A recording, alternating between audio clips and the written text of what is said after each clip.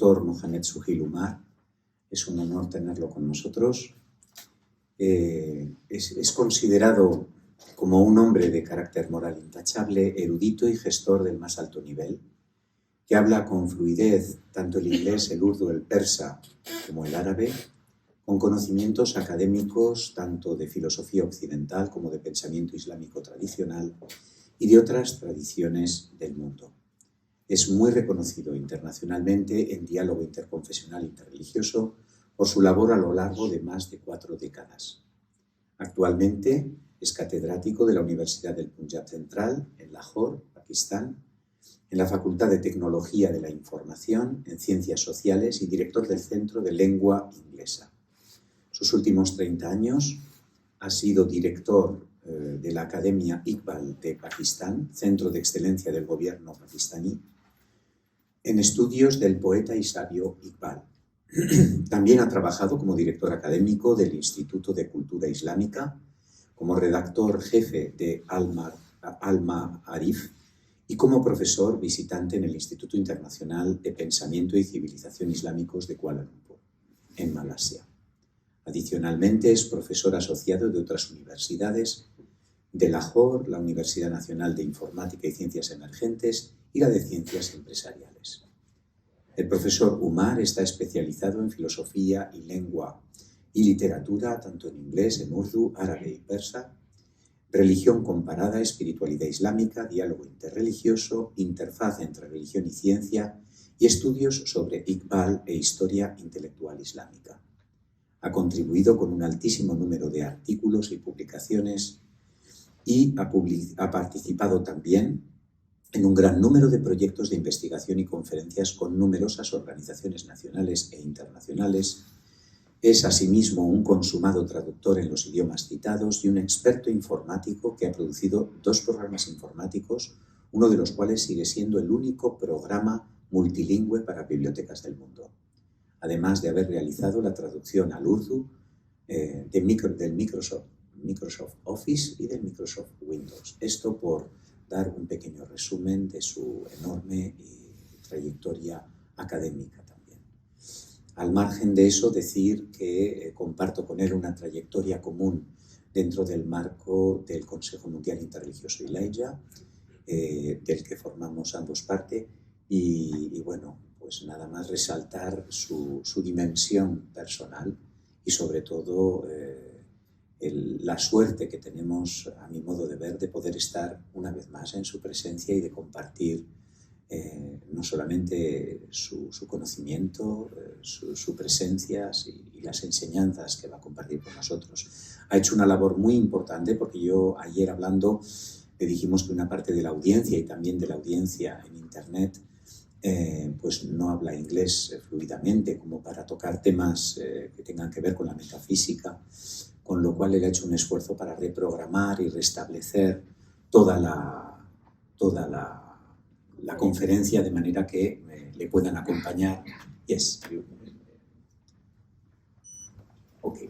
Y de forma que pueda ser de alguna forma inteligible para todos. Claro, al final le decíamos, bueno, quien no entienda nada del inglés, el mero hecho de poder estar en su presencia y poderse nutrir de lo que emana y de lo que irradia es mucho, pero con todo él estaba inquieto con que todo el mundo pueda recibir hasta cierto punto parte de la traducción en la que Swami Satyananda se va a emplear, de forma que todos podamos tener una idea, al menos resumida, de aquello que va a compartir con nosotros. Con lo cual, most welcome, Professor Suhail Umar. It is more than a happiness and an honor to have you with all of us today again. Y decir que la temática de hoy era la perspectiva musulmana sobre el hinduismo. Así que muchísimas gracias por estar aquí.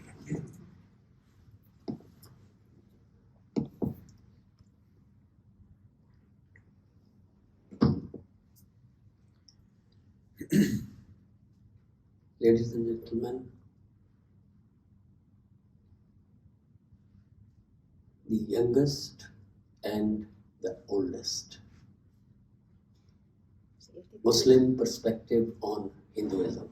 This is the title of my talk today. El título de mi charla de hoy es el más viejo y el más joven, perspectiva musulmana sobre el hinduismo. And as you must have noticed, the title itself says something of the perspective. Y como os habréis dado cuenta, el propio título ya dice algo acerca de esta perspectiva. That Islam recognizes Hinduism as a religion and the oldest of religions. Y lo que dice es que el Islam reconoce al hinduismo como religión, es más, como la más antigua de las religiones. And designates itself as the youngest of religions. Y el Islam se designa a sí mismo como la más joven de las religiones. Since the subject pertains to the question of diversity of religions, it is necessary to, by way of a prelude, to say something on 2 points: the diversity of religion itself and the Islamic position or Islamic perspective on the question of diversity of religion. Como antecedente es necesario hablar de estos dos factores, por una parte la diversidad de las religiones y también la perspectiva del Islam acerca de esta diversidad. For thousands of years already, humanity has been divided into several fundamentally different branches, which constitute so many complete humanities, more or less closed in on themselves. The existence of spiritual receptacles so different and so original demands differentiated refractions of the one truth. The exclusivist claim thus seems contrary to the nature of things. The following observation from Fridtjof Schuon remarkably sums up the point.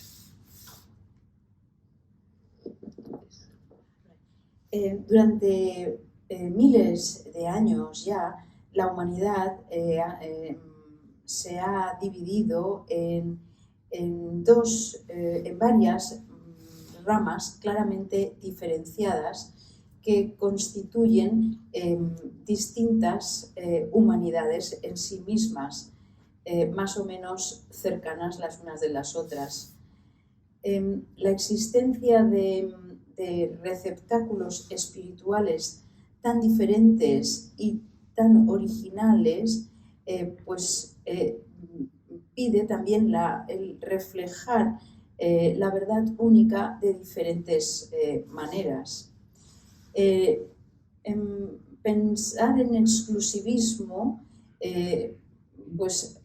obviamente es algo contrario a la naturaleza de las cosas. La siguiente observación de este autor, Fridtjof Schuon, de forma muy remarcable resume este punto. The ethnic diversity of humanity and the geographical extent of the earth suffice to make highly unlikely the axiom of one unique religion for all men, and on the contrary, highly likely, to say the least, the need for a plurality or diversity of religions. In other words, the idea of a single religion does not escape contradiction if one takes account of its claims to absoluteness and universality on the one hand, and the psychological and physical impossibility of their realization on the other. La diversidad étnica de la humanidad y la extensión geográfica de la Tierra bastan para hacer muy improbable el axioma de una religión única para todos los hombres y mujeres, y por el contrario hace muy probable, por no decir otra cosa, la necesidad de una pluralidad de religiones. Dicho con otras palabras, la idea de una religión única no escapa a la contradicción si se tienen en cuenta sus pretensiones de absolutismo y universalidad, por una parte, y la imposibilidad psicológica y física de su realización, por otra parte. Faced with the fact that there are diverse religions which apparently exclude each other, most of the people tend to think that one religion is right and all the others are false. And other people conclude that all are false. It is as if, faced with the discovery of other solar systems, some maintain that there is only one sun, our sun, while others, seeing that our sun is not unique, denied that it is a sun and concluded that there is no sun.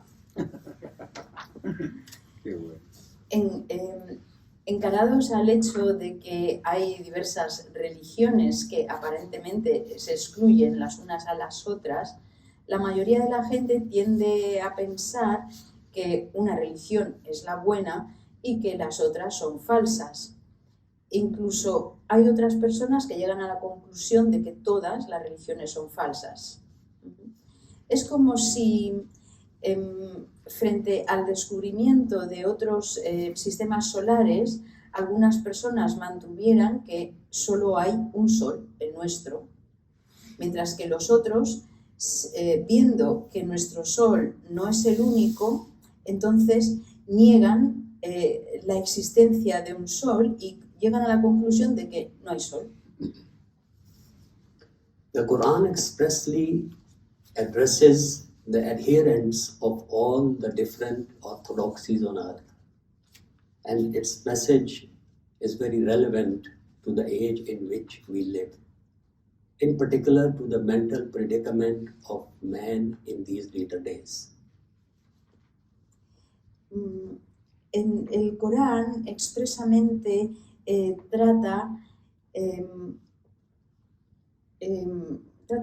con todas las personas que, o sea, se dirige a todas las personas afiliadas a las diferentes ortodoxias que hay en la tierra. Y para la época en la que estamos viviendo, en particular con estos dilemas mentales, esta confusión en la que los hombres y las mujeres viven, pues no hay un mensaje que fuera más relevante que el del Corán. It says, "For each of you we have appointed a law and a way. And if God had willed, he would have made you one people. But he hath willed it otherwise, that he may put you to the test in what he has given you. So compete with one another in good works. Unto God will ye be brought back, and he will inform you about that wherein ye differed." Y el mensaje es este. Para cada uno de vosotros hemos establecido una ley y un camino. Y si Dios hubiera querido, os habría hecho un solo pueblo, pero ha querido otra cosa, para poneros a prueba en lo que os ha dado. Vivid, pues, los unos con los otros e incluso competid, en el buen sentido, en el hacer buenas obras. A Dios seréis llevados y Él os informará de aquello en lo que discrepasteis. Three things need to be said clearly at the outset. Firstly, there are a number of Islamic or Muslim perspectives which not only legitimize Hinduism, but go further and celebrate it as a manifestation and expression of a divine will for diversity of religions. These perspectives have their different starting points, and they bring different, though not mutually exclusive, set of values that bear upon the larger question of the religious other and the process of legitimizing Hinduism from a Muslim point of view, but they all converge on the common denominator or the legal minimum of acknowledging Hinduism as an authentic, revealed religion. Es necesario mencionar tres cosas, decir claramente estas tres cosas al principio de este punto. La primera es que hay un cierto número de perspectivas musulmanas o islámicas que no solo legitimizan al hinduismo, sino que van más allá y lo celebran como una manifestación y una expresión de la voluntad divina en el hecho de que haya diversidad religiosa, de religiones. Estas perspectivas tienen puntos de partida diferentes y todas conllevan diferentes valores, aunque no excluyentes unos de los otros. Estos valores son sobre la cuestión más amplia del religious other, del otro religioso, de los de otras fees, ¿no? O creencias. Hablan sobre el otro religioso y el proceso de legitimización del hinduismo desde un punto de vista musulmán. Pero todas estas perspectivas convergen en un denominador común y es el reconocimiento del hinduismo como una verdadera, auténtica religión revelada. Secondly, what follows in this presentation is informed by a very basic insight that has been eloquently articulated by Peter Berger, the famous sociologist, and a secular one, in his typical clinical and non-religious manner, expanding on his famous dictum that Homo sapiens have always been Homo religiosus. Berger has alerted us to the fact that, quote, if anything characterizes modernity, it is the loss of the sense of transcendence, of a reality that exceeds and encompasses our everyday affairs, unquote. And a human existence bereft of transcendence is an impoverished and finally untenable condition. One can safely add that this assertion is not a theological assertion, not a theological statement, but an anthropological one. And an agnostic or even an atheist philosopher may agree with it. En segundo lugar, lo que sigue en esta presentación se basa en una idea muy básica que ha sido elocuentemente articulada por Peter Berger en su manera típicamente cínica y no religiosa. Ampliando su famosa frase, los Homo sapiens siempre han sido homos religiosus, Berger nos ha alertado de que si algo caracteriza a la modernidad es la pérdida del sentido de la trascendencia, de una realidad que excede y abarca nuestros asuntos cotidianos. Y citando, de una existencia humana desprovista de una existencia humana desprovista de trascendencia es una condición empobrecida y finalmente insostenible. Se puede añadir, sin temor a equivocarnos, que esta afirmación no es teológica, sino antropológica. Incluso un filósofo agnóstico o teísta podría estar de acuerdo con ella. And thirdly is the point which we had touched yesterday as well, but I would briefly repeated, that another basic insight which informs my discourse is that religion, in terms of etymology and its quintessential nature, is religio, that which binds again, the human to the divine, the material to the celestial, to the earthly to the heavenly. And this engagement, this relationship with the infinite has three dimensions which appear in every religion.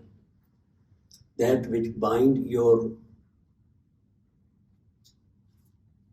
intellectual being, that which binds your material being, that which binds your moral and spiritual being to God.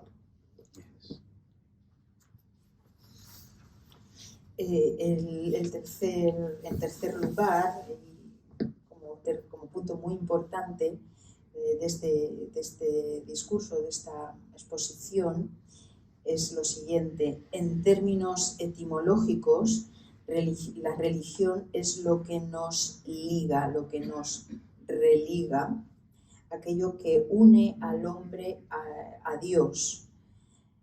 La religión involucra a la persona de dos maneras. Primeramente, explicando la naturaleza y el significado del universo, o bien justificando las formas, los modos de Dios hacia el hombre, esto es la teocracia, creo. Y segundamente, exponiendo el papel del hombre, de la persona y el propósito en el universo, o bien enseñándole cómo liberarse de sus propias limitaciones.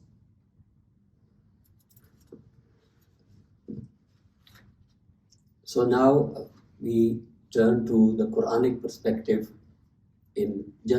briefly and generally. But before saying anything on that, I would like to point out that all the arguments that I am going to present here, to my best of abilities, are thoroughly grounded in the Islamic perspective. And they are fully supported by the basic Islamic text. Because otherwise it would be a matter of mere personal opinion if they are not authenticated and validated by the Islamic perspectives and the basic texts. Si quiero decir, antes de pasar al siguiente punto, que es la perspectiva coránica en general, que todos los puntos que voy a exponer a continuación no son meras opiniones mías, sino que todos están anclados, validados y referenciados explícitamente en el Corán. De ahí la validez de estos puntos. Sí, y en la perspectiva islámica realmente global, o sea, no es una invención. Sí. That's right. So throughout Islamic history, Hindus, together with Buddhists and Zoroastrians, not to mention other religious collectivities, were regarded by Muslims not as pagans, idolaters, or atheists, but as followers of an authentic religion, and thus to be granted official zimmi status. I'll just explain what the word zimmi is. That is, they were to be granted official protection by the state authorities. Any violation of their religious, social, or legal rights was subject to censure. That is what zimma means in Arabic. That they would be held responsible, accountable, if they don't give that rights, that is the Muslim authorities. This legitimizing perspective is squarely rooted in the Quran, where the fundamental message with regards to the religious other, the previous revelations, is one of inclusion and not of exclusion, protection and not of destruction, based as it on the twin principles of diversity and universality of religion, of revelation and prophethood, which we described briefly earlier.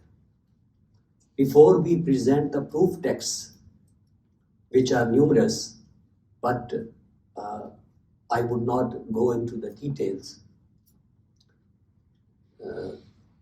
but just give you the 4 basic principles that emerge from all the Quranic and Hadith references, which provide the foundation of the Quranic perspective, the Islamic perspective on religious diversity.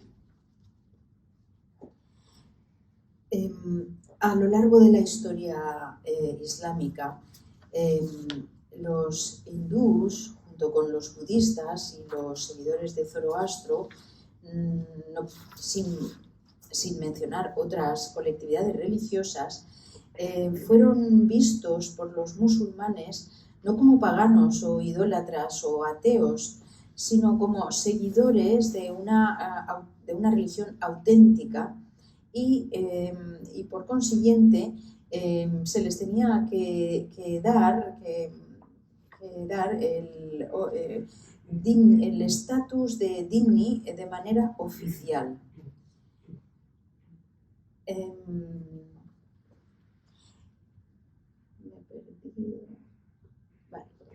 Es decir, que se les tenía que dar protección oficial por las autoridades estatales. Cualquier violación de su religión o de sus derechos legales o sociales estaba sujeta a censura por parte de las autoridades musulmanas, que estaban encargadas de proteger los derechos de estas otras comunidades religiosas. Sí, porque aquí está tocando un tema esencial, fundamental, que es la protección de la libertad religiosa, allí donde se reconoce una religión revelada auténtica. Eso es a lo que hace referencia. Esta perspectiva de legitimación está claramente enraizada, expresada en el Corán, donde el mensaje fundamental en relación a las otras religiones, es decir, a las revelaciones previas al Corán, la perspectiva es la de inclusión, no exclusión. Es una perspectiva de protección y no de destrucción. Y está basada en 2 principios gemelos, el de diversidad y universalidad de la revelación y de las palabras de los profetas. If one tries to summarize the large number of proof texts that are scattered all over the Quranic text, it's a good way to quote a prophetic saying which brings the question into sharp focus. There is a hadith which tells us that, in capturing this idea, God sent 124,000 what is this? 124,000 messengers for human guidance. Mm-hmm. Out of these divine messengers, 313 were given a scripture. Right. When you join it with the fact that the Quran mentions only 26 prophets and messengers by name or by allusion, and to this, when we add the Quranic verse, the following one, it becomes clear how the Quranic perspective accommodates the non-Abrahamic religions. The Quran says, "Verily we have sent messengers before thee. About some of them have we told thee, and about some have we not told thee. And then for every community there is a messenger. And lastly, not is said unto you, O Muhammad, but what was said unto the messengers before you. They believe all of these messengers before you in God and His angels and His books and His messengers, and they say we make no distinction between any of His messengers. Esta cita sale de un material hadith, es decir, de narraciones de textos de los profetas y lleva a esta idea. Dice, Dios envió 124.000 mensajeros para guiar a la humanidad. De estos mensajeros divinos, 313 recibieron una escritura. Teniendo en cuenta el hecho de que el Corán solo menciona a unos 26 profetas y mensajeros, es decir, los menciona claramente por nombre o por alusión, cuando le añadimos los siguientes versículos coránicos, queda claro cómo la perspectiva coránica da cabida a las religiones no abrahámicas. Y dice textualmente, en verdad, hemos enviado mensajeros antes que tú, se está refiriendo al profeta. De algunos de ellos te hemos hablado y de otros no te hemos hablado. Y para cada comunidad hay un mensajero. Y nada se te dice a ti, referido al profeta, sino lo que se dijo a los mensajeros que te precedieron. Es decir, lo que te decimos a ti es lo que ya dijimos a los mensajeros anteriores a ti. Creen todos ellos en Dios y en sus ángeles y en sus libros y en sus mensajeros. Y ellos dicen, no hacemos distinción entre ninguno de sus mensajeros. These proof texts could be supplemented by a multitude of other proof texts which are detailed in my article. But they establish 4 crucial principles that enshrine the Quranic vision. Sí, esta cita es una de las muchas que se pueden encontrar en este sentido en el Corán. First, Me he perdido. yes. Sorry, I got lost now. Yeah. There are 4 crucial principles that enshrine the Quranic vision. Sí, hay 4 principios principales que enmarcan la visión del Corán. Yes. First, the Quran confirms and protects all divine revelations. La primera de estas afirmaciones o principios es que el Corán confirma y protege todas las revelaciones divinas. Second, the very plurality of these revelations is the result of a divine will for diversity on the plane of human communities. La segunda es, la pluralidad de estas revelaciones es el resultado de la voluntad divina de que haya diversidad en el plano de las comunidades humanas. Third, this diversity of revelations and plurality of communities is intended to stimulate a healthy competition or mutual enrichment in the domain of good works. La siguiente es, la diversidad de revelaciones y la pluralidad de comunidades tiene como intención, tiene como objetivo estimular una competición saludable o un enriquecimiento mutuo en el ámbito de las buenas obras, del hacer buenas obras. Fourth, differences of opinion are inevitable. And these are inevitable consequences of the very plurality of meanings embodied in diverse revelations.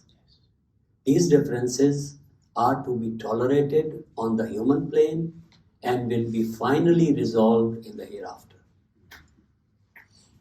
Las diferencias de opinión son inevitables son inevitables consecuencias de la pluralidad de significados encarnados en las diversas revelaciones. Estas diferencias tienen que ser toleradas en el plano humano y se verá su significado, se resolverá el significado en lo que esté por venir, en el más allá. As I described earlier, I've tried to approach the subject through various angles and perspectives.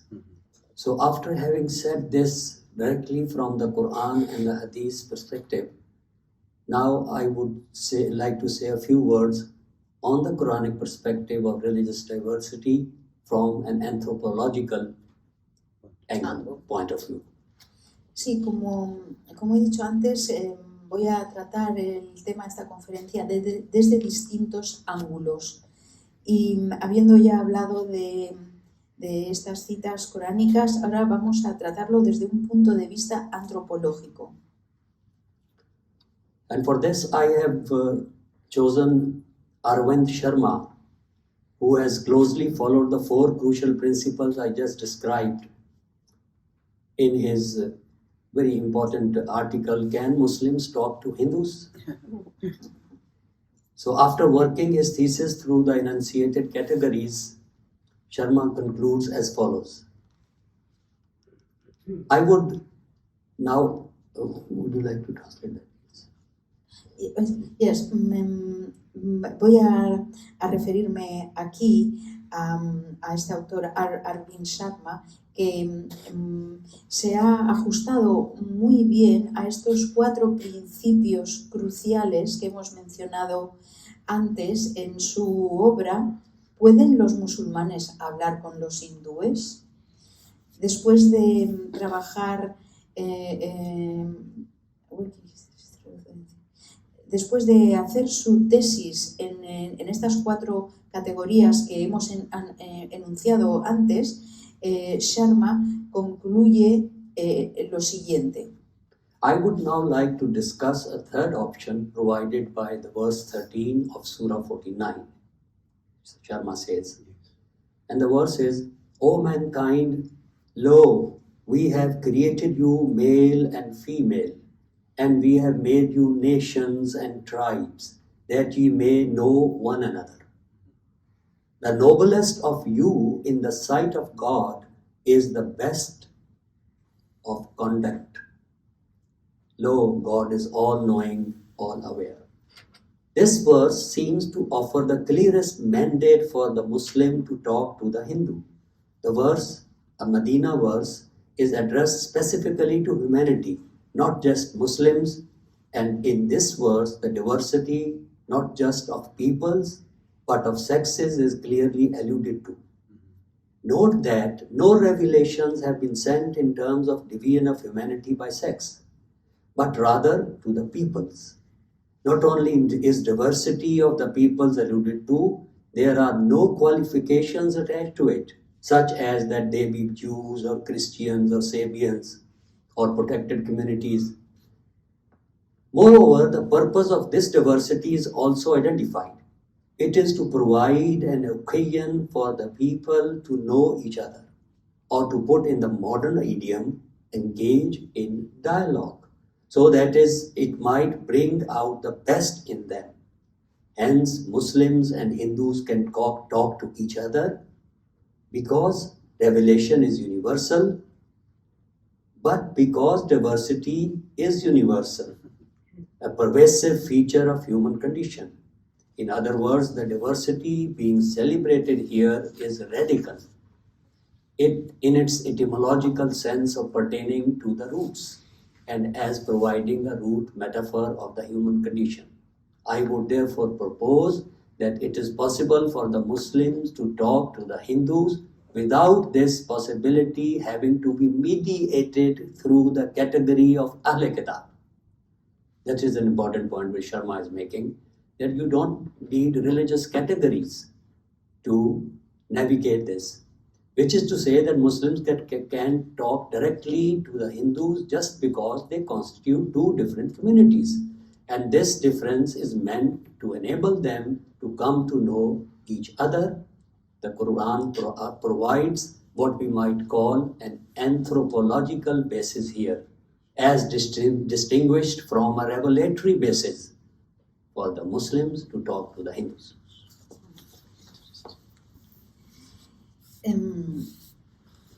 Entonces, esta es la conclusión a la que llega este autor, Sharma, y dice, voy ahora a discutir una tercera opción que se puede leer, que se facilita en el verso 13 del Surah 49, y es esto. Textualmente dice, oh humanidad, nosotros os hemos creado hombres y mujeres, os hemos hecho naciones y tribus para que podáis conoceros los unos a los otros. El más noble de entre vosotros, a los ojos de Dios, es aquel que tenga la conducta más loable. Dios lo sabe todo, es consciente de todo. Aquí acaba el verso. Dice, este verso parece ofrecer un mandato claro una orden clara de que los musulmanes hablen con los hindúes. El versículo es un versículo Medina, se dirige específicamente a la humanidad, no solo a los musulmanes. Y en este versículo la diversidad, not just of peoples, hay diversidad no solo de pueblos, sino también de sexos. Y a esta diversidad de pueblos y de sexos se alude claramente. Hay que darse cuenta de que ninguna revelación se ha enviado en términos de la división de la humanidad por sexo, sino más bien por pueblos. No solo es la diversidad de los pueblos, no solo se refiere a la diversidad de los pueblos, sino que no se les atribuye calificaciones como judíos o cristianos o sabeos. Sabeos era, creo que, un pueblo citado en la Biblia, creo. Es más, el propósito de esta diversidad también se especifica, se identifica, y es proporcionar la ocasión a la gente de que se conozcan unos a otros. Por ponerlo en palabras modernas, se trataría de involucrar a los pueblos en el diálogo para que este diálogo pueda sacar de ellos lo mejor. De ahí que los musulmanes y los hindúes puedan hablar unos con otros, no solo porque la revelación es universal, sino también porque la diversidad es universal y es una característica de la condición humana. En otras palabras, el celebrar la diversidad aquí es algo radical. Es crucial el celebrar la diversidad. En su sentido etimológico, perteneciente a las raíces, proporcionando la metáfora de la raíz común para toda la condición humana. Así pues, yo propondría que es posible para los musulmanes hablar con los hindúes. Sin esta posibilidad, sin tener que mediar ninguna categoría de al-hijab, es decir, que los musulmanes pueden hablar directamente con los hindúes porque constituyen dos comunidades diferentes y esta diferencia está expresamente así hecha para permitirles que lleguen a conocerse los unos a los otros. El Corán proporciona lo que podríamos llamar como una base antropológica, como como distinguida de una base revelatoria. Y bajo este principio, naturalmente, los musulmanes pueden hablar con los hindúes. Now we turn to the Quranic perspective, which is Hindu-specific. Hindus and Hinduism are not directly mentioned in the Quran by name. However, the Smriti, that is secondary inspiration, not revelation, of the Puranas, the most important source of Hindu doctrine and mythology, do find mention in the Quran by name in the following verse. And same message is found in the scriptures of the ancients. In Arabic, it's Zuburul Awwaleen, 26:196, which is an exact word-to-word rendering of the Sanskrit word Purana, old, ancient, into Arabic. Muslim scholarship has identified it as a reference, though a bit elliptical, to the Purans, and interestingly, one of these, the Bhavishya Purana, the ancient scripture of the future, mentions Kalki, the 10th and the last avatar of Vishnu, and the description, which generated a lot of debate and provided some fuel to many missionary agendas, carries a strikingly one-to-one correspondence to the Prophet Muhammad. Vamos a ver ahora la perspectiva coránica específicamente hindú. Y dice, los hindús y el hinduismo no están directamente mencionados en el Corán por este nombre. Sin embargo, la Smriti, la inspiración secundaria, la Smriti de los Puranas, la más importante fuente de la doctrina hindú y mitología, sí que en estos escritos sí que se encuentra mención, de estos escritos sí que se encuentra mención en el Corán, con el siguiente versículo. Y dice, y el mismo mensaje es encontrado en las escrituras de los antiguos, que es una palabra exacta a la palabra sánscrita Purana, que quiere decir antiguo, anciano, o sea que fue una traslación directa al árabe, desde el sánscrito al árabe. Los eruditos musulmanes han identificado esta referencia, ¿no?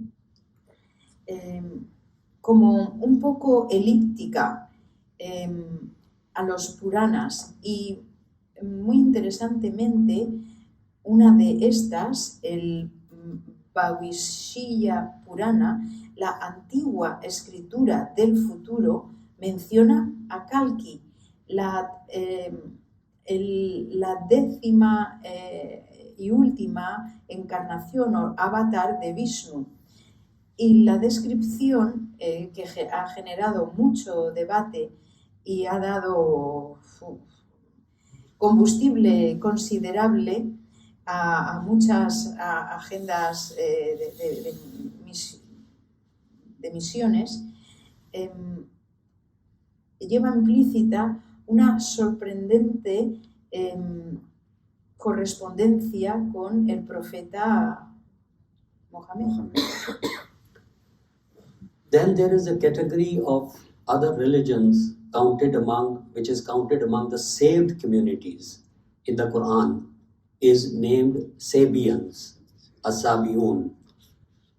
And the verse is, verily the faithful and the Jews and the Sabians and the Christians who believeth in God and the last day and doeth deeds of piety, no fear shall come upon them, neither shall they grieve.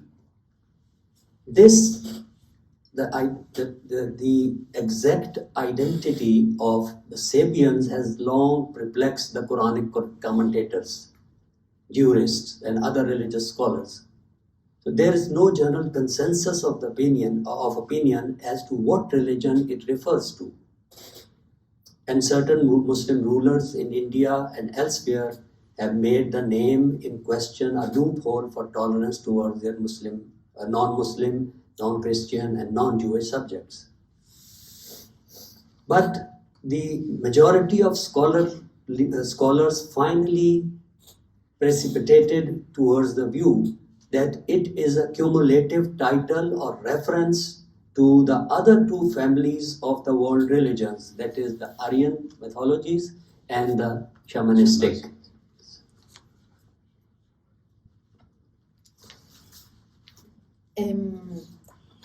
Existe la categoría de las otras religiones y se las incluye entre las comunidades salvadas en el Corán. Incluso hay algunas mencionadas como los sabios, los sabians. Bueno, el verso dice: verdaderamente los que sean las personas de fe y los judíos y los sabians y los cristianos que crean en Dios y en el día del juicio final y hagan actos de piedad, no tienen nada que temer, no tienen nada por lo que preocuparse o sufrir. Este pasaje ha dejado perplejos a muchos comentadores del Corán, a muchos juristas y a otros académicos, otros eruditos religiosos, mejor dicho. No hay un consenso general de opinión sobre a qué religión se está refiriendo el pasaje, y ciertos mandatarios musulmanes en India y en otras partes han aprovechado este pasaje para dirigirse hacia una tolerancia hacia sus súbditos o sus ciudadanos no musulmanes o no cristianos o no judíos. Su identidad exacta de a quién se referían en este pasaje ha sido una cuestión de debate, pero la mayoría de los académicos finalmente se inclinaron por la visión de que simplemente esto era un título, una referencia acumulativa para las otras dos familias de las religiones del mundo, las mitologías arias y las religiones chamánicas. Y ahí incluyendo... Yes. Then we like to say a few words about the legal perspective, how it was established. When Islam came to the Indian subcontinent for the first time through Muhammad bin Qasim in Sindh, the legal question immediately came into focus, that what is the status of Hindus, Jains and Buddhists. So the official verdict was sought from the jurists in Baghdad. When the question was sent to first to Kufa, then to Baghdad, and the answer came back, it was the basis of the agreement done by the Muslim generals with the local population, which gives you the first established legal perspective of Hindus and Jains. It reads the temples, the Arabic word is Buddh, and they had used it as a blanket term for temples of the Buddhists, the Hindus as well as the Jains, shall be treated by us as if they were the churches of the Christians, the synagogues of the Jews, and the fire temples of the Magians. So what is stressed here is that Hindus and Buddhists were in principle to be granted the same religious and legal recognition as fellow monotheists, that is the Jews and the Christians, or the people of the book. The implication of this act of legal recognition is clear. The religion these Hindus and Buddhists followed was not analogous to the pagan idolatrous religions whose adherents were not granted such privileges. Rather, as a community akin to the people of the book. Sí, ahora va a hablar hablado sobre la perspectiva legal que surgió cuando el Islam llegó al subcontinente indio. Y bueno, al acuerdo que se llegó fue el siguiente.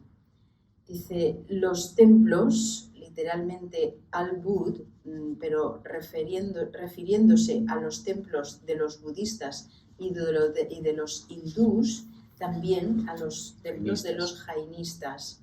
Estos templos deben ser tratados por nosotros como si fueran las iglesias de los cristianos, las sinagogas de los judíos y los templos de los seguidores de Zoroastro.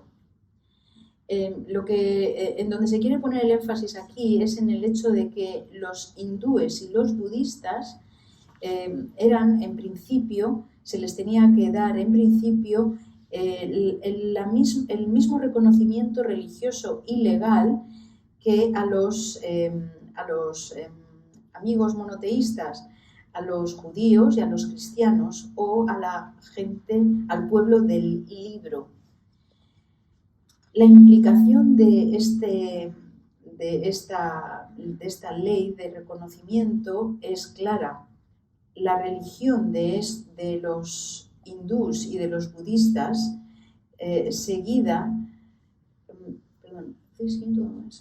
estos hindúes y estos budistas seguían, la religión que ellos seguían no era la misma que la que seguían los paganos idólatras, a cuyos seguidores no se les daban los mismos privilegios. No, en realidad era como se les consideraba como una comunidad similar al pueblo del libro. Eran vistos implícitamente, si no explícitamente, como recipientes de una auténtica revelación divina.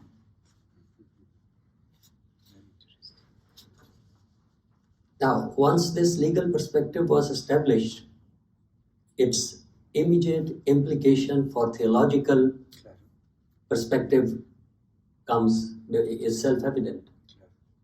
Y una vez establecida esta perspectiva legal, es evidente que pasamos también a una perspectiva teológica.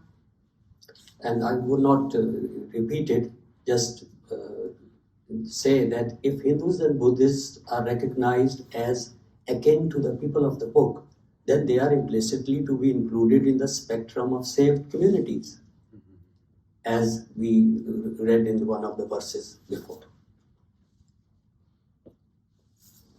Y la conclusión, pues, es que los hindús y los budistas eran reconocidos como similares, como semejantes al pueblo del libro, y entonces implícitamente tenían que ser incluidos en el espectro de las comunidades que eran salvadas.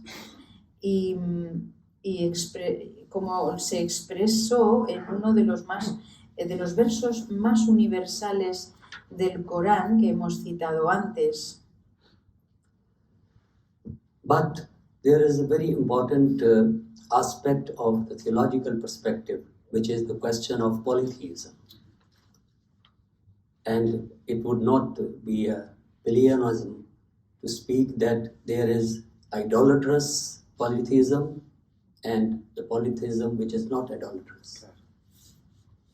As it's shown by the example of Hinduism, which is polytheistic, but in no wise idolatrous, since it recognizes both the provisional and symbolic nature of the idols and the relativity of the gods, devas, as aspects of the absolute.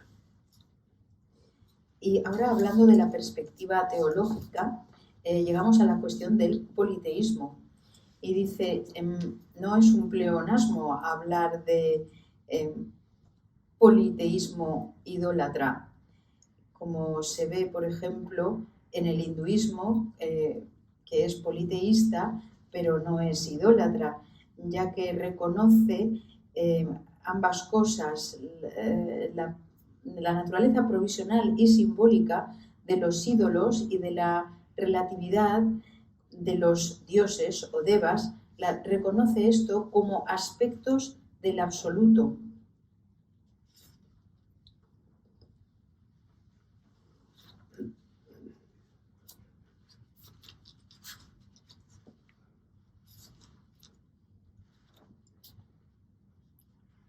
I would rely on René Guénon here to make the point for me with regard to Hinduism on the question of polytheism, as I found no one better than him in the present times to elucidate the doctrine. But here I cannot resist quoting Ananda Kumar Swami with regard to the perceptions of Hinduism and its doctrines that still hold their sway on the Western mind. Kumaraswamy, on the very first page, in the very first paragraph of his magisterial work, very brief, Hinduism and Buddhism, says, "Nevertheless, and although the ancient and modern scriptures and practices of Hinduism have been examined by the European scholars for more than a century, it would be hardly an exaggeration to say that a faithful account of Hinduism might well be given in the form of a categorical denial of most of the statements that have been made about it by European scholars and by Indians trained in our modern skeptical and evolutionary modes of thought." Yes. And René Guénon is among one of the few very noble exceptions. You don't translate it. All right. So I come to the next one. So, as a prelude to the subject, the point at hand is of polytheism, I would like to quote a Hindu text. Vidagdha Shakliya asked, "How many gods are there, O Yajanvalkya?" He replied, "As many as are mentioned in the hymn to the Vishvidevas, namely 3 and 300, 3 and 3,000. Yes, he said, and asked again, "How many gods are there really, O Yajanvalkya?" 33, he said. Yes, he said, and asked again, "How many gods are there really, O Yajanvalkya?" 6, he said. Yes, he said, and asked again, "How many gods are there really, O Yajanvalkya?" 3, he said. Yes, he said, and asked again, "How many gods are there really, O Yajanvalkya?" 2, he said. Yes, he said, and asked again, "How many gods are there really, O Yajanvalkya?" 1.5, he said. Yes, he said, and asked again, "How many gods are there really?" 1, he said. Then Shakalya asked, "Who are these 3 and 300, 3 and 3,000? Yajanvalkya replied, "These are only the various powers, energies." It is evident that an indefinite number of divine attributes may be conceived of in this manner, and indeed every quality enjoying a positive existence here can be transposed by being envisaged in its principle. Each of these attributes, however, should be considered in reality only as a basis of support for meditation on a certain aspect of the universal being. But the point has not always been understood correctly, especially in the modern West. In one of his magisterial works, Guénon explains this. It will be apparent, I want to make it more brief because we would be running out of time. Don't worry. We are delighted. So he says that since because of this misunderstanding in the West, primarily, this same comprehension which gives rise to anthropomorphism could have the result of turning the divine attributes into so many gods. That is to say, into entities conceived after the pattern of individual beings and endowed with an independent existence. This is the most obvious examples of idolatry, which takes the symbol for the thing symbolized, and which here assumes the form of polytheism.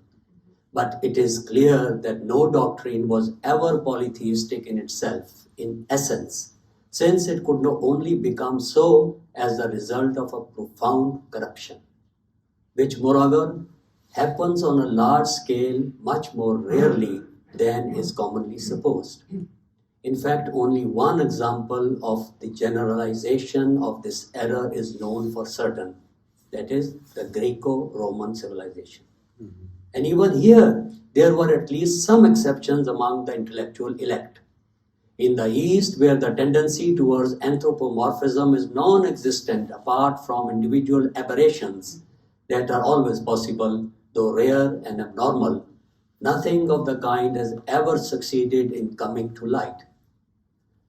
This will no doubt surprise many Western people, who being only acquainted with classical antiquity are prone to look everywhere for myths and paganism. But it is nonetheless true.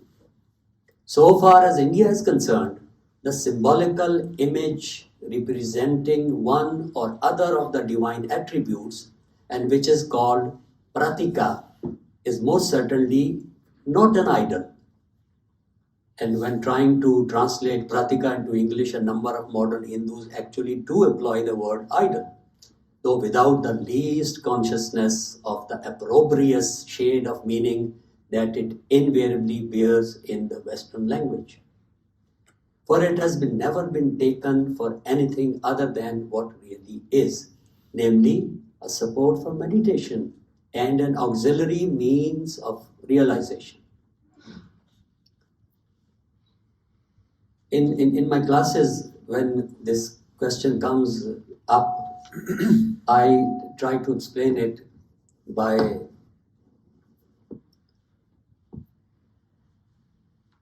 drawing their attention of the students to the two modes of comprehension or conveying a meaning. I ask them, have you ever seen a statue with 6 hands? Yes. Yes. Now, what does it mean? There are two modes or two ways of arriving at a comprehension or conceiving a reality. One is, you can say, logocentric, the other is through imagistic. So when the Quranic or the Islamic narrative wants to express the attribute of the ultimate reality of all being all powerful, it would use the word which would bring the mind to the symbol of the reality of all powerfulness of God, while the imagistic way would present the same idea, notion, by an image which has 6 hands. That is all pervasive power. But image has its limitations. You can't put more than 6, 7 hands to to take another example, when Muslim wants to say the idea or convey the idea of omniscience, all-knowing. God is all-knowing. God, the attribute, what they do, they use a word which transposes you to the idea of the reality. The imagistic manner of explaining is with an image which has 6-7 faces. Yes. So the same idea, the same notion is one way of presenting it and conveying it, the imagistic, which is used by Hinduism and other traditions, and the logocentric through a word, meaning, reality. Image, meaning, reality.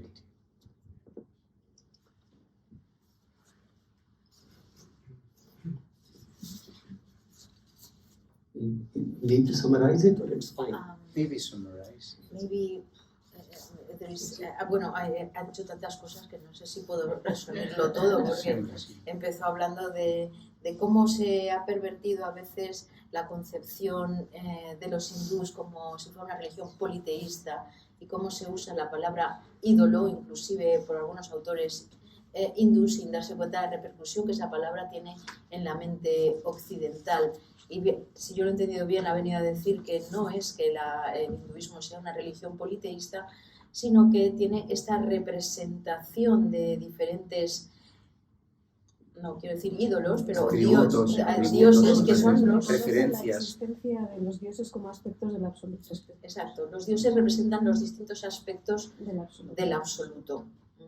Y concretamente René Guénon hizo todo un desarrollo amplio de una explicación aterrizada, según él, una de las más... Sí, él salva a René Guénon sí, porque dice del conjunto de los que no es de los autores. que ha utilizado eso precisamente para sí, rebajar y disminuir. Y lo último que ha dicho es que cuando él intenta explicar estos conceptos a sus alumnos, les dice que hay dos maneras de acercarse al absoluto. Uno es a través del logos, de la palabra, otro es a través de la imagen. Entonces, del logo sería desde una palabra para definir, si se puede, a lo absoluto como todo abarcante, todo conociente. Se pasa ya de la palabra al significado de la palabra y a la realidad que representa esa palabra. Y la otra vía de intentar explicar esto sería a través de la imagen, que es lo que vemos en la iconografía hindú, sí, pues por ejemplo, muchas caras o muchos brazos que podemos ver que a veces en las imágenes se ven varios brazos representados, mostrando claramente esa dimensión todo abarcante, ¿no? Para que haya en ella un reflejo en la imagen de algo que es absoluto, trascendente, omnipresente, omnisciente. Y de la imagen al significado y a la realidad que representa. Claro, sin confundir que eso no es una idolatría, sino una imagen que refleja esos atributos infinitos para poder tener a través de ella un punto de referencia que nos eleve hacia lo absoluto. So, a very interesting point is that this expose which René Guénon has so eloquently made, Muslim scholarship on Hinduism and the Sufi metaphysicians made out this point very early in their encounter with Hinduism. Already in 10th century AD, Al-Biruni, when he arrived with Ghaznavi in India, was writing about that. And he's making the same point in his main book, the Tahqiq Mal al-Hind. Al-Biruni is India. Yes.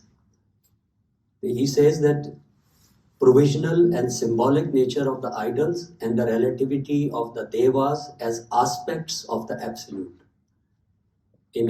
And he devoted a full chapter on this question of idol worship. And he could see through this question of symbols and images to its real meaning. Los eruditos musulmanes en relación al hinduismo y a los metafísicos sufíes ya en el siglo X ya trataban este punto del que acaba de hablar. Y también dice, me he perdido un poco, que en palabras de René Guénon, dice, toman el símbolo por la cosa simbolizada y por eso asumen que esto es una forma de politeísmo. That's right. Y a la luz o en la estela de estos escritos, pues muchos otros textos arábicos, persas y urdos. No, este ya me lo he dicho, perdón. So there is a huge body of scholarship works in Arabic, Persian, and Urdu by Muslim scholars, which is spread over 1,000 years on this, delving into the most refined, sophisticated metaphysical and cosmological doctrines of Hindus. I would just mention one example of it, but it is from the 20th century. It is from the poet sage Iqbal. When he translated the Gayatri Mantra, and perhaps Gayatri Mantra, the best translation in any language ever done was done by Iqbal. It is an Urdu translation. I have seen a large number of translations, but Iqbal is... When he published it for the first time, he added a footnote to it, which speaks for the Muslim perspective on this question which we are discussing of course.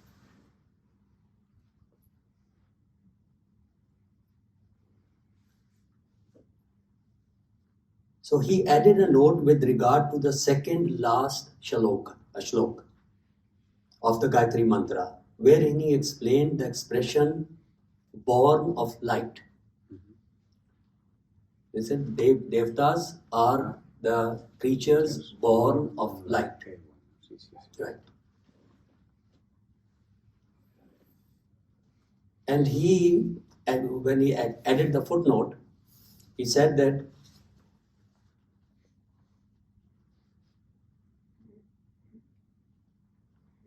the word Devta means born of light in Sanskrit language. It denotes a being made of light. This gives us to understand that the ancient Hindus regarded the Devtas as created like all other creation and did not think of them as eternal beings. It meant for them probably the same as we denote by the word angel, because angels, though having a luminous nature created of light, are nevertheless created beings. Therefore, according to my lights, that is Iqbal is speaking. Yes. Therefore, according to my lights, it would not be correct to accuse Hinduism guilty of politics. Claro. Traduce. Pues, bueno, estos son todo puntos para apoyar el hecho de que desde el Islam no se considera al hinduismo como politeísta.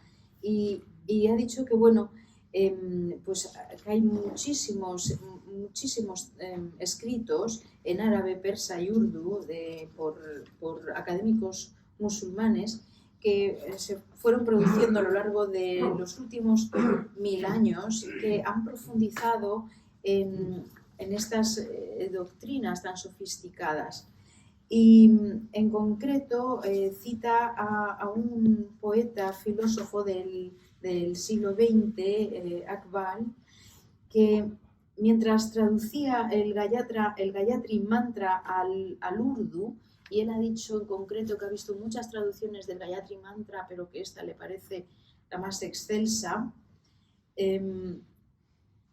pues cuando estaba traduciendo el Gayatri Mantra, añadió una nota en relación a la segunda shloka, empezando por el final, en la cual explicaba la expresión nacido de la luz, que se refería a los ángeles, a los devas, nosotros que decimos devas. La palabra deva o devata quiere decir nacido de la luz en sánscrito. Denota un ser que ha sido creado a partir de la luz.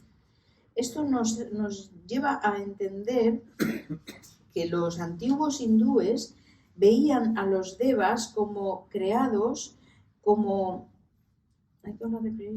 cualquier otra creación, y no los veían como seres eternos. Para ellos significaban probablemente lo mismo que denotaría la palabra ángel para nosotros, puesto que los ángeles, aunque siendo de una naturaleza luminosa, no son seres creados. No, eternos. Created beings, seres eternos, perdón.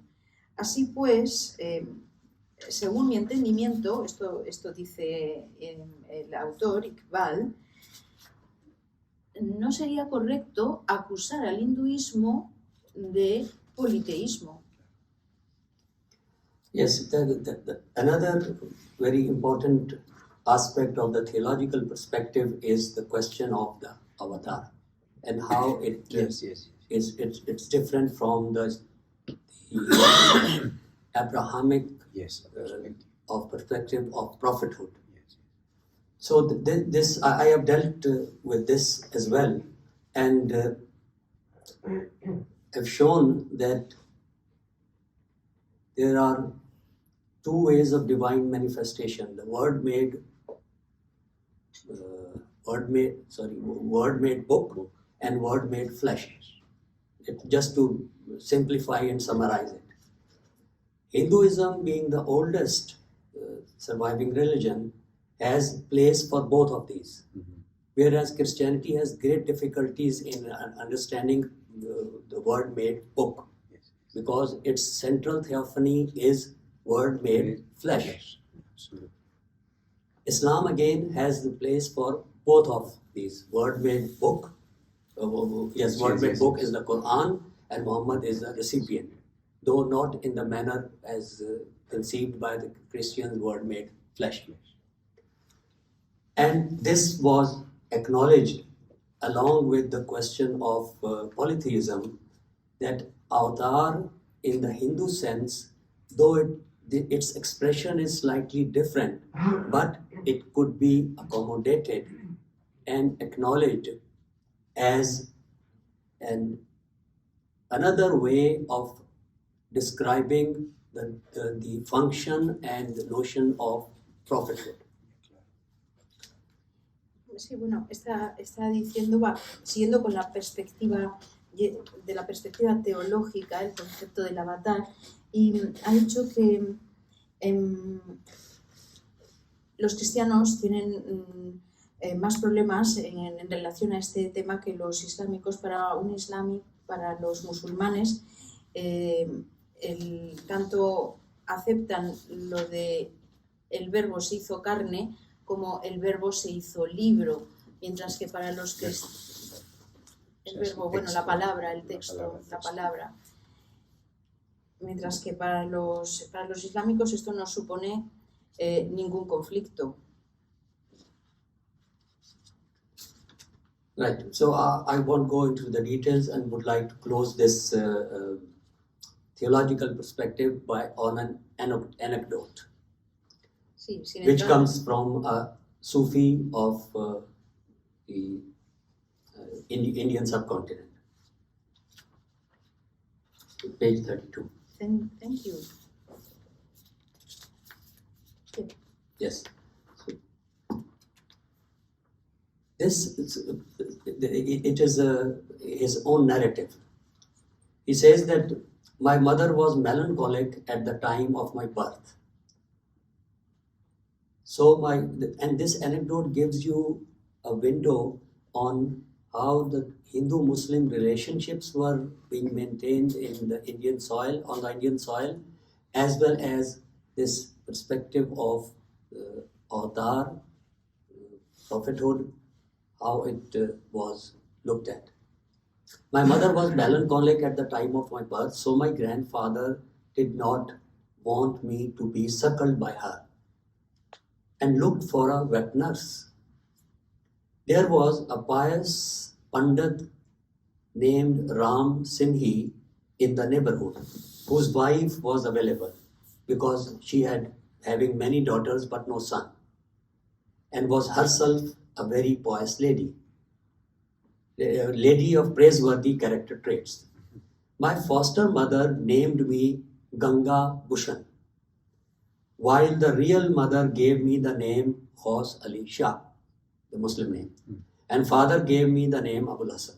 When I was 4 years and 4 months, my elder mother did my initiation in the teaching of the Quran, and my foster father Pandit Ji invoked the name of the Narankar, the transcendent absolute, and started my initiation in the Shastras.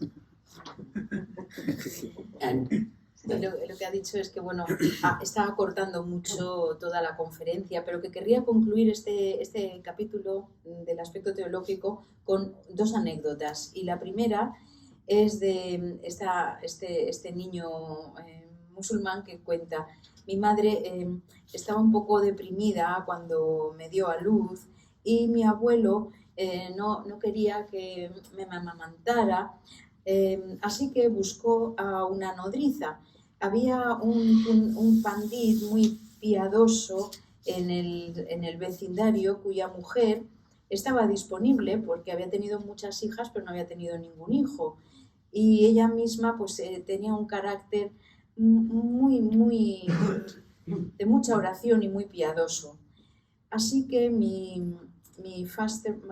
madre de adopción, digamos, me llamó Ganga Bhushan, mientras que mi madre real me dio el nombre de Gawant Ali y mi padre me dio el nombre de Abu Hassan.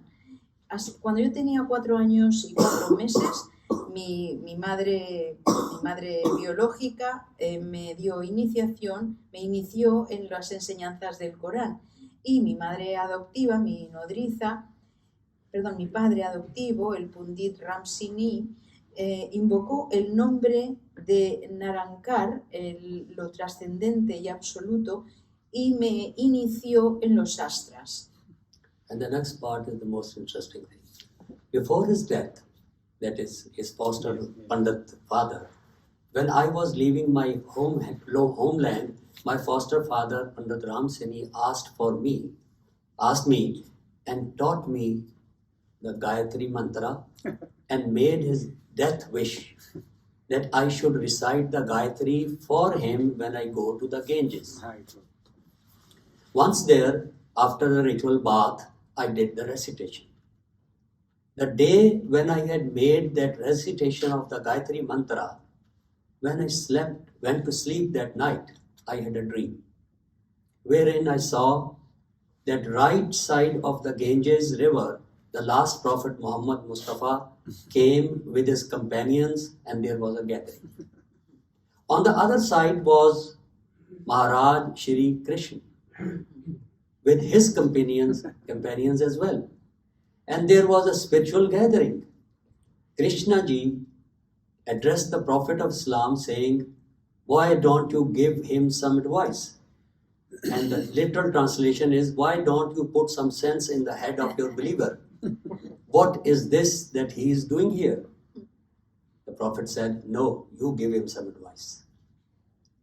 Then Krishna ji beckoned me to him and said, "Listen, my boy, what is it that is lacking in your tradition that you are searching for in our tradition? Do you think there is duality? No, it is all one and the same. However, the form of the rituals are different in both traditions.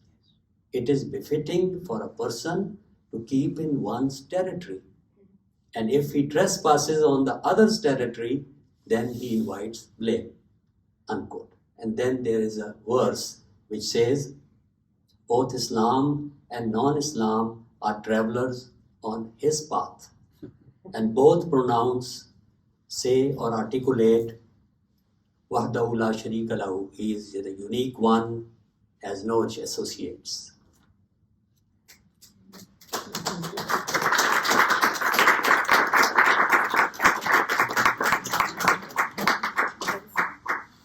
Bueno, pues siguiendo con la historia de este niño que fue amamantado por familia hindú, pero era de procedencia musulmana, dice: antes de su muerte, cuando mi padre adoptivo, el Pundit,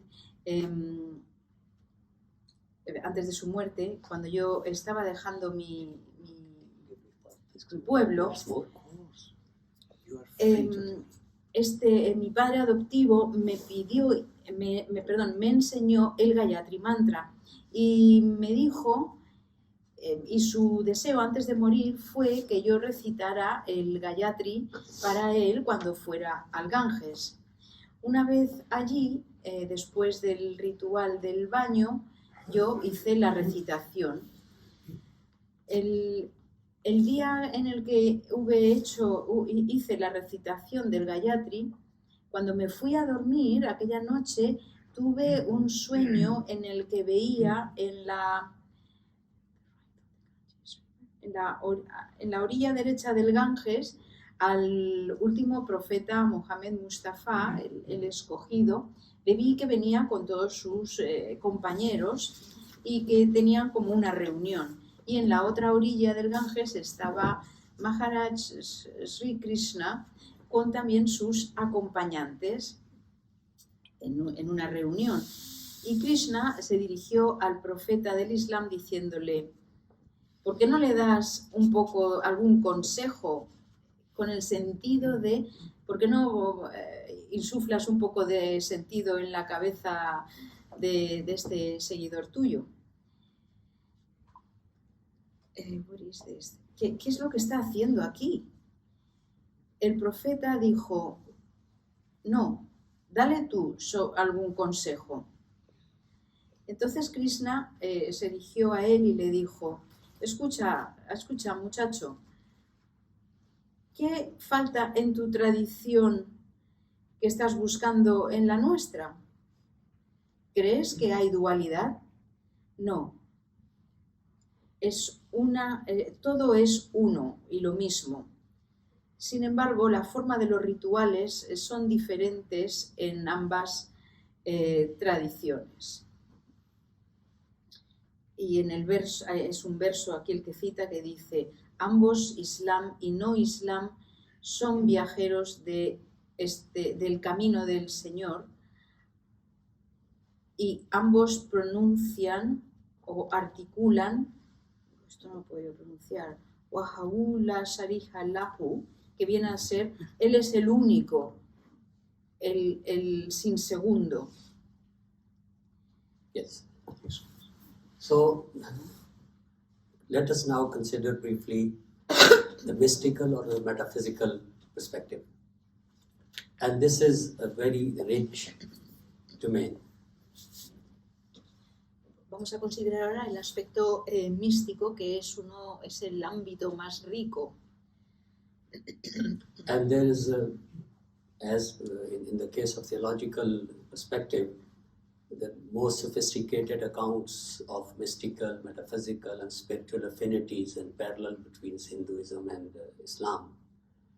That we have a clear example of paths leading to the same summit, and which confirms the classic contention of the Vedas that the various religions are but different languages through which God speaks to the human heart. As it says, the truth is one, sages call it by different names. Hay un vasto cuerpo de literatura existente que se refiere a evidencias muy sofisticadas de todas estas afinidades espirituales, metafísicas y místicas, paralelismos entre el hinduismo y el islam. Y aquí tenemos un claro ejemplo de caminos que llevan a una misma cima, que confirma lo que se dice en los Vedas de que hay varias religiones y expresadas con diferentes lenguas, que Dios habla al corazón humano a través de diferentes lenguas. Y la frase textual es: la verdad es una, los sabios la llaman con diferentes nombres. For presenting this section, that is the mystical and the spiritual, I have adopted a direct approach in the sense that instead of using commentaries and other things, I've just selected the Vedic Mahavakyas and the Quranic Mahavakyas and just put them in front of each other. Dice que para centrarse en este aspecto, no se ha basado en escrituras ni en citas, sino que ha ido directamente a hacer un paralelismo entre las Mahavakyas del hinduismo y las Mahavakyas del Islam. I won't read it out in detail, just an example of the Vakyas, one from here. Yes. So maybe we should explain. He is one only without a second. Chandogya Upanishad. Quran say He, God is one. There is no God but He.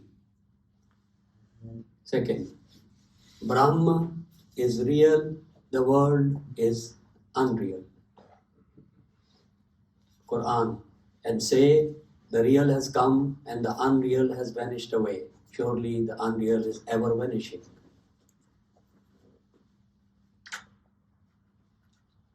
Sivata Svatarayo Upanishad. Of him there is neither progenitor nor Lord. Quran. God, the eternally sufficient unto himself, he begets not, was not he begotten. The same Upanishad, not above, not across, not in the middle has anyone grasped him. There is no likeness of him. Quran. And they encompass him not in knowledge, not is like unto him. Chandogya Upanishad. Verily, this whole world is Brahma. Quran. He is the outward and the inward, the first and the last. And wherever you turn, there is the face of God.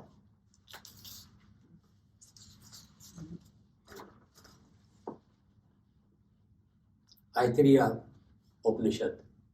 Individual consciousness is Brahma. Thou art that. Chandogya Upanishad. He is the inward and he is the knower of all things. The self is none other than Brahma. Atma is Brahma. He who knows himself knows his Lord.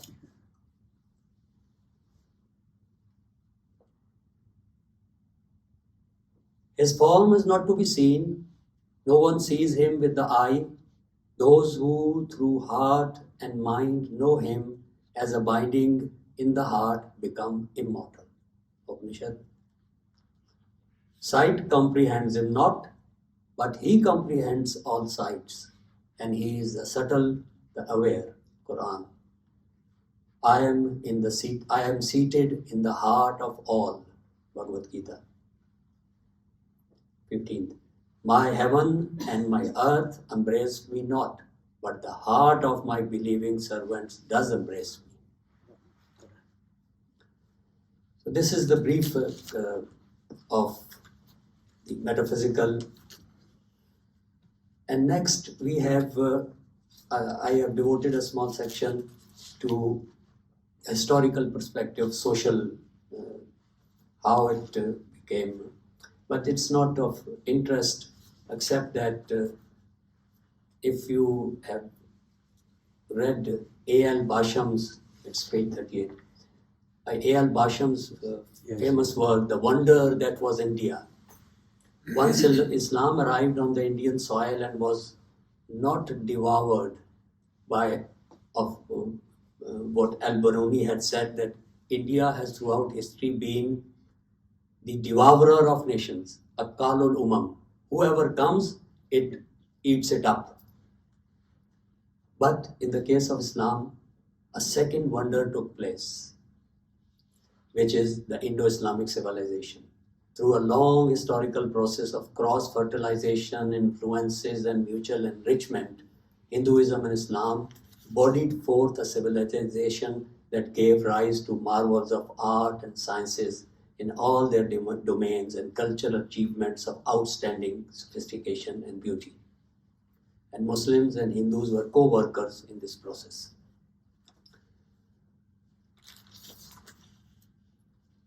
In the last section, I have done something on the conflict part of it, because somebody had commented that you are taking an extremely accommodating view. It should be, conflict should also be described.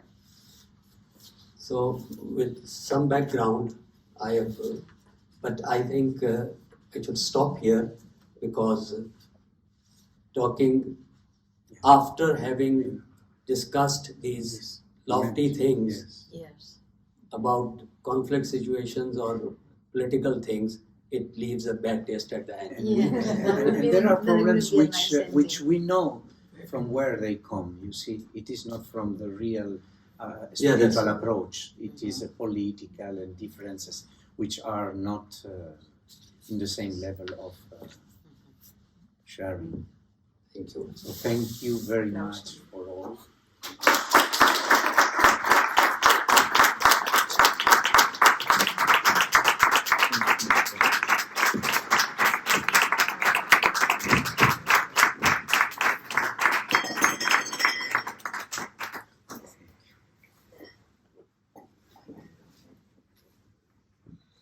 Bueno, si quieres.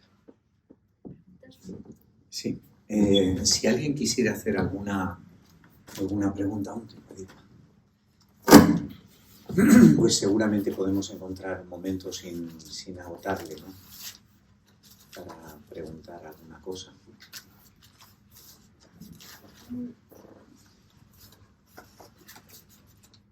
Y es que resulta muy difícil resumir en 1 hora y media una visión metafísica en última instancia y tocar un tema tan delicado como es la perspectiva musulmana del hinduismo, ¿no?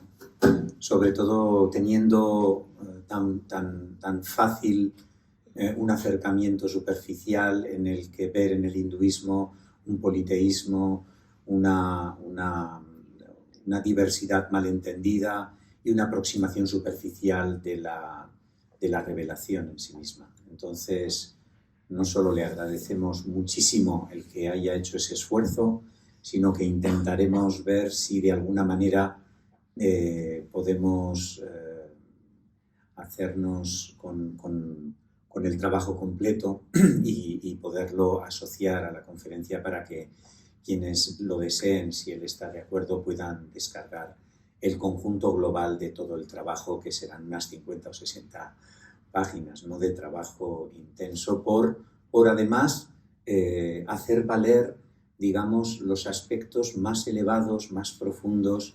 del propio hinduismo, reflejado en el Islam cuando acercándose al continente indio, ellos mismos se encuentran con una tradición más antigua y que además goza de un nivel de profundidad espiritual enorme. Entonces, hacer ahora esta nueva lectura y este nuevo análisis para darnos una aproximación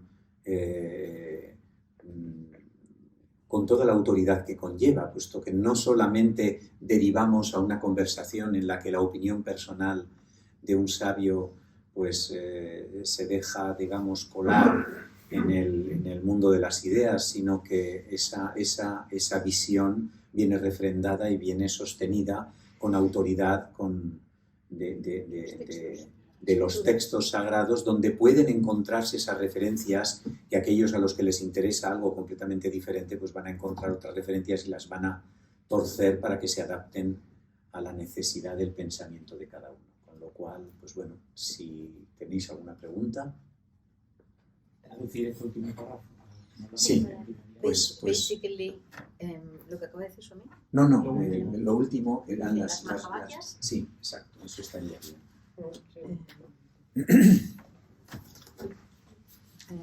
Simplemente es En las Mahavakyas son los grandes, digamos, no voy a decir eslóganes, ¿no? Sino las grandes verdades sí, absolutas, sí. y que permiten ver que en ambas tradiciones existe esa referencia exactamente, prácticamente igual. Sí. Entonces, pues, a ver, dice, él es, en la Chandogya Upanishad, él es uno sin segundo. Y en el Corán dice, él, Dios, el único, es único. No hay otro Dios sino él. Brahman es real, el mundo es irreal, en el Vivekachudamani. Y dice, lo real ha venido y lo irreal se ha desvanecido. Con toda seguridad, lo irreal siempre se desvanece. Cita del Corán. En la Svetasvara Upanishad dice, de él no tiene progenitor ni señor.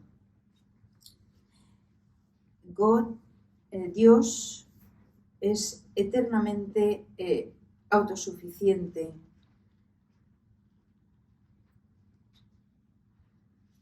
Ni arriba, ni a través, ni en el medio, alguien ha podido asirle. No hay nada que se asemeje a él, también de un Upanishad. En el Corán dice, nada se le puede comparar en conocimiento, nada es como él. En el Chandogya Upanishad dice, verdaderamente este mundo entero es Brahman. En el Corán dice, él es todo. En el Corán también dice, allí a donde mires verás la cara de Dios. En el del Taittiriya Upanishad dice, la conciencia individual es Brahman, tú eres eso. En el Corán dice, él es el interior, es el conocedor de todas las cosas. En el Brahmanyana Valimala dice, el ser no es otro sino Brahman. El que se conoce a sí mismo, conoce al Señor. Esta última frase viene de los textos hadiths. Su forma no se puede ver. Nadie puede verle a él, al Señor, con estos ojos. Aquellos que a través del corazón y de la mente le conocen a él como morador en el corazón, se convierten en inmortales. Del Svetasvara Upanishad. Del Corán dice, la vista no puede comprenderle al Señor. Sin embargo, el Señor comprende todas las vistas y todas las visiones. Él es el sutil, el que es consciente. En el Bhagavad Gita dice, estoy sentado en el corazón de todos.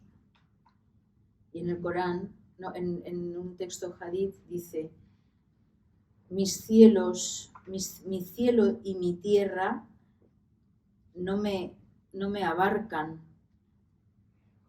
pero el corazón de mi siervo devoto sí que puede abarcarme.